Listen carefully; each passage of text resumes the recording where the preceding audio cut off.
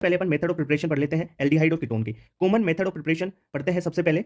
देखो, जो अगर अपन ऑक्सीडेशन करें अल्कोहल का, तो अल्कोहल के ऑक्सीडेशन से आपको एल्डिहाइड भी मिलेगा और कीटोन भी मिलेगा। एल्डिहाइड कब मिलेगा? जब प्राइमरी अल्कोहल यानी 1 डिग्री अल्कोहल को माइल्ड ऑक्सीडाइजिंग एजेंट से आप रिएक्ट करवाते हो तो उसका ऑक्सीडेशन होगा और वो एल्डिहाइड फॉर्म करेगा। ठीक है, स्ट्रॉन्ग ऑक्सीडाइजिंग एजेंट डाल दोगे तो क्या, ये तो कार्बोक्सिलिक एसिड में कन्वर्ट हो जाएगा। तो स्ट्रॉन्ग ऑक्सीडाइजिंग एजेंट नहीं डालना है प्राइमरी अल्कोहल में।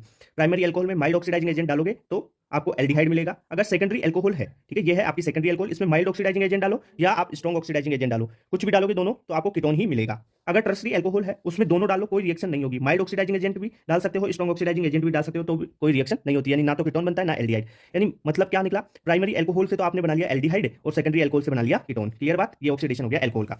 अगर अपन बात करें डिहाइड्रोजिनेशन ऑफ अल्कोहल, तो अल्कोहल का डिहाइड्रोजिनेशन के लिए रिएजेंट पता होना चाहिए पहले। कॉपर एजी के साथ 300 डिग्री हीट होनी चाहिए, 300 डिग्री सेल्सियस में है, ध्यान रखना, ये 300 डिग्री सेल्सियस हीट दे तब। तो प्राइमरी अल्कोहल तो क्या बनाएगा, एल्डिहाइड। सेकेंडरी अल्कोहल बना लेगा कीटोन। जबकि जो टर्सरी अल्कोहल है ना, 3 डिग्री अल्कोहल, उसमें क्या होगा कि E2 रिएक्शन हो जाएगी। ठीक है, कॉपर और एजी में। यहां ध्यान रखना, यहां ऑक्सीडाइजिंग एजेंट्स में ऐसा कुछ नहीं होगा, पर जो कॉपर और एजी है 300 डिग्री सेल्सियस पे, यहाँ पे E2 रिएक्शन हो जाएगी और अल्फा बीटा पोजीशन से आप डिहाइड्रोजनेशन करोगे तो E2 हो जाएगी और एल्किन का फॉर्मेशन हो जाएगा। यानी यहां से क्या होगा, देखो इससे ये OH और यहां से H निकल जाएगा तो डबल बॉन्ड फॉर्मेशन हो गया। यानी 3 डिग्री अल्कोहल से आपका कीटोन बन गया। ओके, ये डिहाइड्रोजनेशन हो गया अल्कोहल का।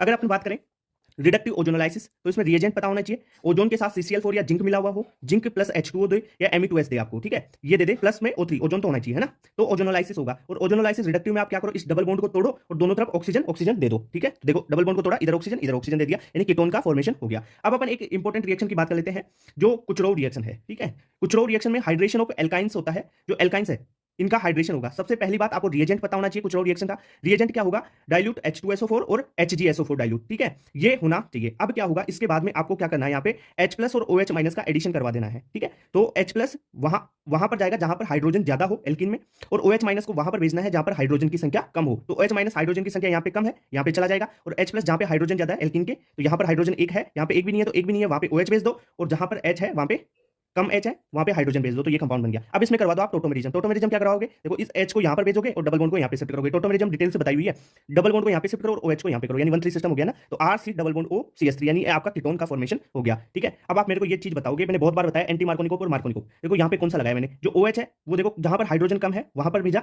और H+ को वहां पे भेजा जहां पे हाइड्रोजन ज्यादा है। अब ये कौन से रूल के थ्रू किया, मार्कोनिको या एंटी मार्कोनिको, क्लियर बताना आपको। ये तो हो गए कॉमन, देखो कॉमन कार्बोनिल कंपाउंड यानी एल्डिहाइड और कीटोन के फॉर्मेशन की बातें, ये 4 रिएक्शंस। अब देखते हैं अपन स्पेस